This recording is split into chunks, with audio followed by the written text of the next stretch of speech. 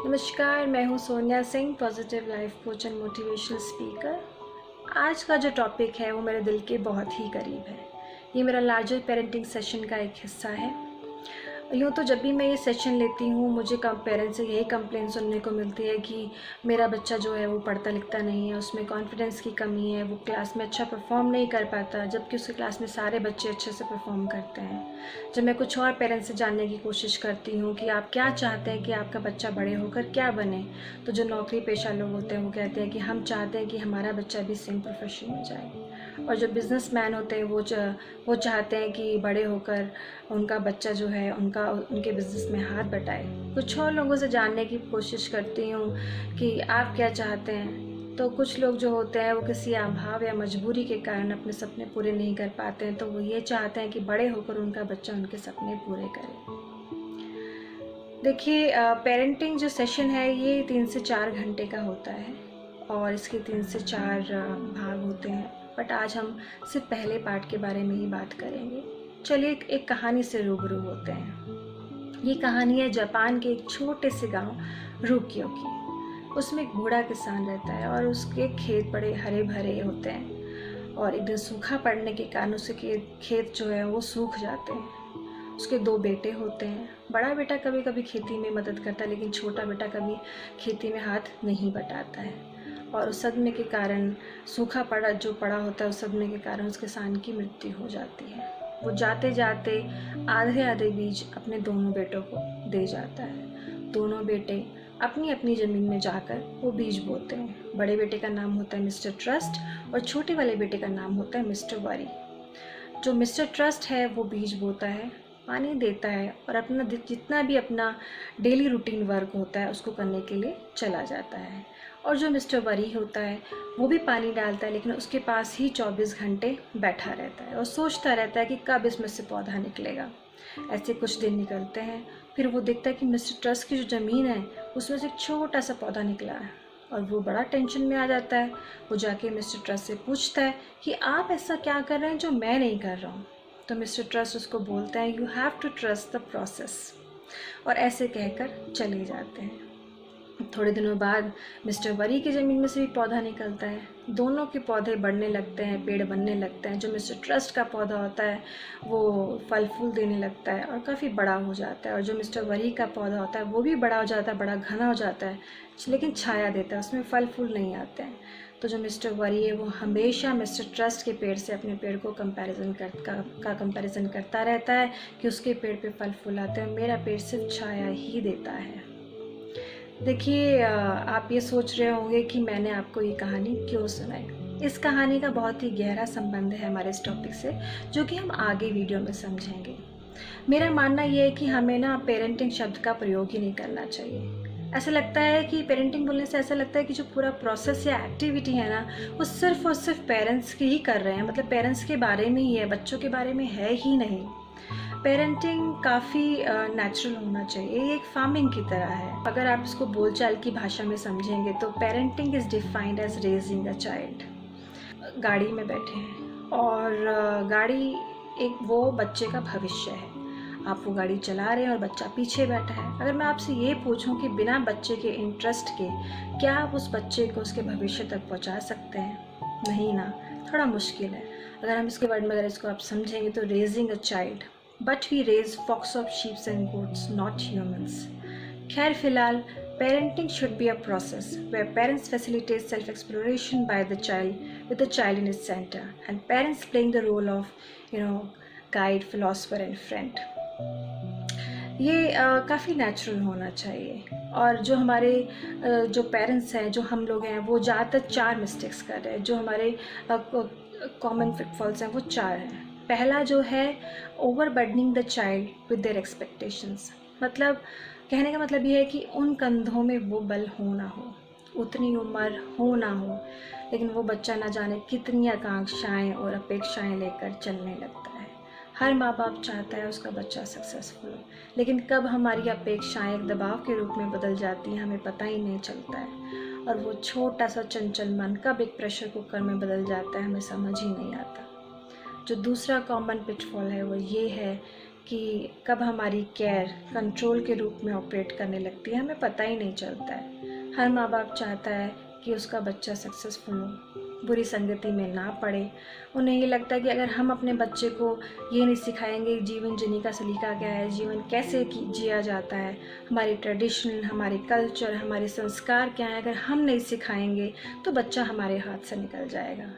देखिए, भावना ख्याल रखने की ज़रूर है, लेकिन कब हम अपने बच्चों के लिए सीसीटीवी बन जाते हैं हमें समझ ही नहीं आता।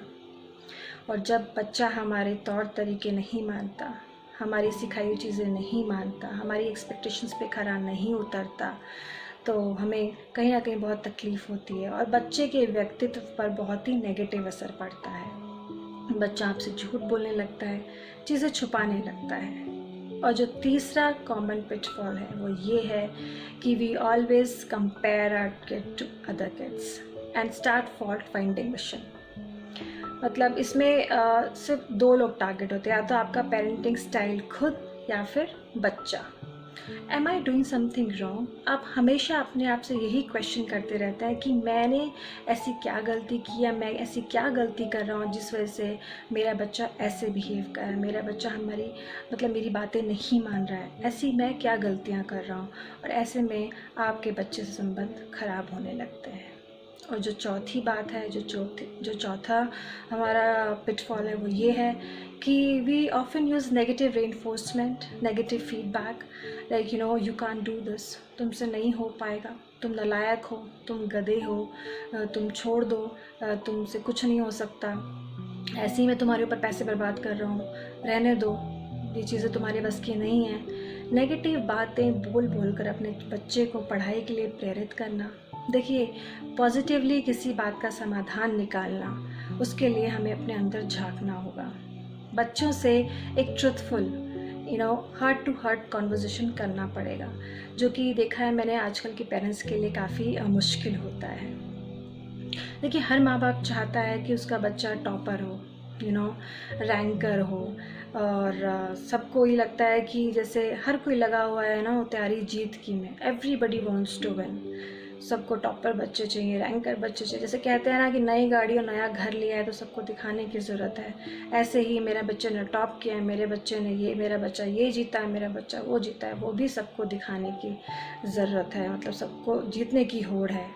कभी ऐसा लगता ही नहीं कंपटीशन बच्चों के बीच में हो रहा है, ऐसा लगता है कि कंपटीशन जो है बच्चों के बीच में ना होकर पेरेंट्स के बीच में हो रहा है। हमें ये समझना पड़ेगा कि जो हमारी एक्सपेक्टेशंस हैं वो कितनी हद तक जायज़ हैं।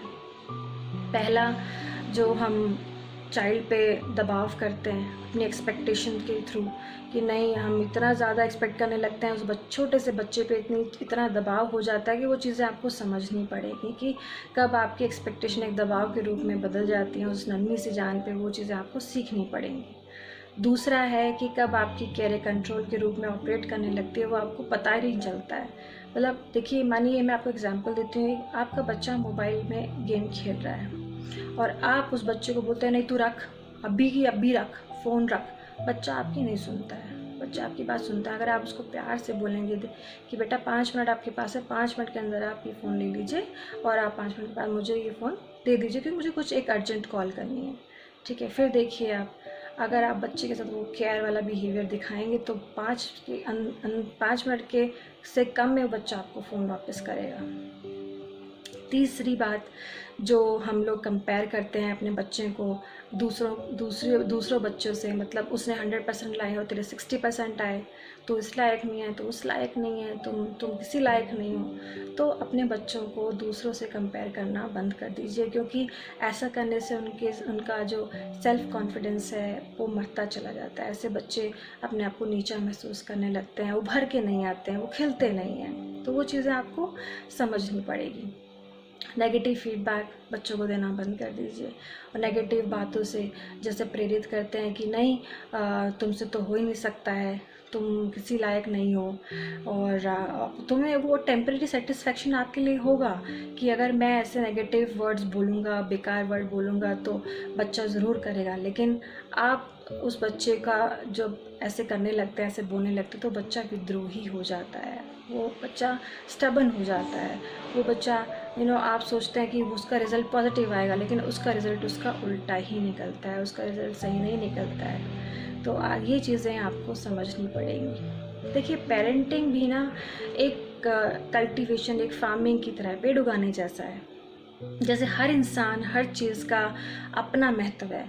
और जब हम कहते हैं कि आपको कंपैरिजन नहीं करना है, जैसे मैंने आपको वो स्टोरी सुनाई थी ना, मिस्टर ट्रस्ट और मिस्टर वरी वाली, कि छोटा वाला हमेशा उस चीज़ से कंपेयर करता रहता है, तो वो हर चीज़ हमें समझनी ही पड़ेगी। और जैसे मैंने आपको बोला है कि पेरेंटिंग भी एक फार्मिंग की तरह, कल्टीवेशन एक पेड़ उगाने जैसा है। मतलब हर चीज़, हर इंसान का अपना महत्व है। चाहे वो सूर्य का अपना महत्व है, मिट्टी का अपना महत्व है, पानी का अपना महत्व है, तब सबको मिला के तब एक छोटा सा खिलता फल देने वाला, फूल देने वाला पेड़ बनता है। ऐसे ही अपने बच्चे को आप केयर और प्यार से चीज़ें समझाएं। बच्चे ज़रूर समझते हैं। ऐसा नहीं है कि हर बार आपको मार का सहारा लेना पड़ता है, नेगेटिव फीडबैक देने पड़ते हैं। नहीं, कुछ कुछ चीज़ें आपको समझनी पड़ेंगी, अपने अंदर इम्प्रूवमेंट लानी पड़ेंगी, अगर आप चाहते हैं कि आपके बच्चों के साथ आपके संबंध अच्छे रहें। और अगर आपको मेरा वीडियो अच्छा लगता है तो प्लीज़ लाइक और शेयर करना ना भूलें।